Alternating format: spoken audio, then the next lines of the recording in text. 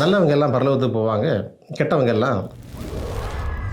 இதனால் நம்மை பற்றி பல நேரங்களில் நாம் சொல்லி கொண்டிருக்கிறோம், நான் அவங்கள போல இல்லை, இவங்கள போல இல்லை, என்னால் முடிஞ்ச அளவு நல்ல பிள்ளையாக நான் வாழ்ந்துட்டுருக்கிறேன், யாருக்கும் எந்த தீமையை நினைக்கிறது இல்லை, என்னுடைய கடமைகளை சரியாக செஞ்சிட்ருக்கிறேன், ஞாயிற்றுக்கிழமைன்னா நான் சர்ச்சுக்கு போகிறேன். சிலரை பற்றி எல்லாம் கூட நம்ம இப்படி சொல்லுவோம், அவங்க உதவின்னா ஓடி வருவாங்க, எவ்வளவோ நல்ல மனுஷங்க, எல்லா மதத்துலேயும் நல்ல மனுஷங்க இருக்கிறாங்க, இவங்க எல்லாம் பரலோகத்துக்கு போகாட்டா யார் தான் பரலோகத்துக்கு போவாங்க.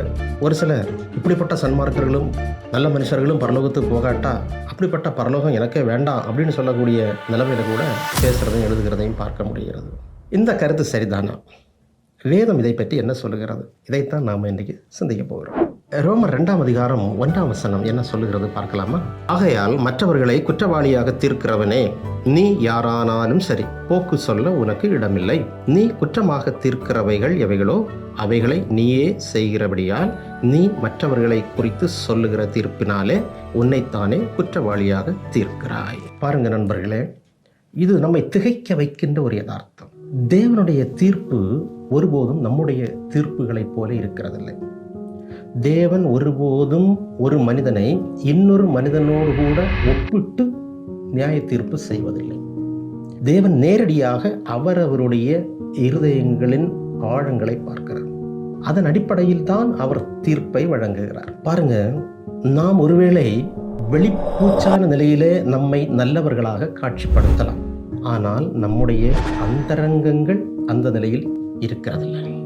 நமக்குள்ள எவ்வளவு போட்டிகள், பொறாமைகள், பொருளாசைகள், தவறான இச்சைகள், சுயநலங்கள் என்று எத்தனை விஷயங்கள் நமக்குள்ளே இருக்கிறது இல்லையா? நமது மன எண்ணங்களை நம்மால் கட்டுப்படுத்த முடிகிறதா? இல்லை அல்லவா?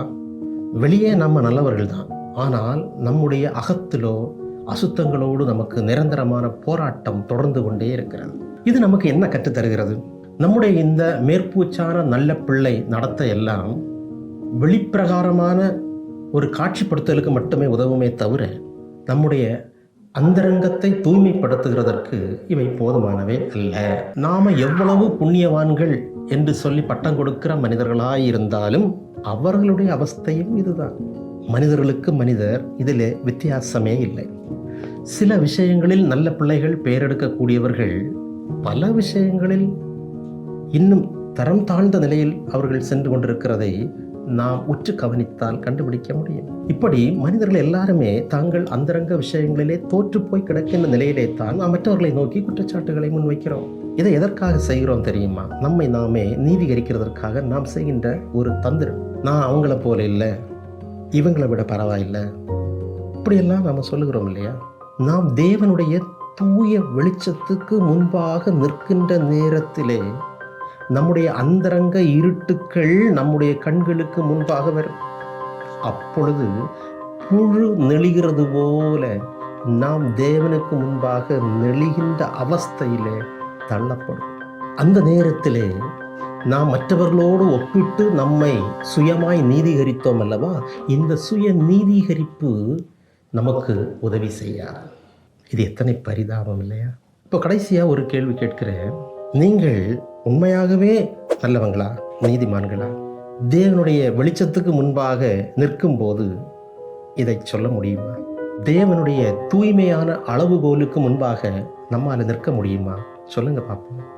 அங்கே நம்முடைய உள்ளங்கள் உடனடியாக சொல்லும், நாம் எவ்வளவு மோசமானவர்கள் என்று. நம்முடைய மனசாட்சியே நம்மை அவ்வாறு குற்றம் தீர்க்குமானால் தேவனுக்கு முன்பாக நாம் எம்மாத்திரம். அந்த தேவ நீதிக்கு பொருத்தமான பெர்ஃபெக்ஷன் இல்லாம, அந்த பரிபூரணத்துவம் இல்லாம ஒருவரும் பரலோகத்துக்கு செல்ல முடியாது. அப்படி என்று தெய்வீக சட்டம் இருக்குமேயானால் நீங்களும் நானும் பரலோகத்துக்கு போக முடியுமா? இந்த கேள்வியோடு கூட நாம் இந்த வீடியோவை நிறைவு செய்கிறோம். அடுத்த வீடியோவில் தொடர்ந்து இதை குறித்த இன்னும் சில விஷயங்களை நாம் சிந்திப்போம்.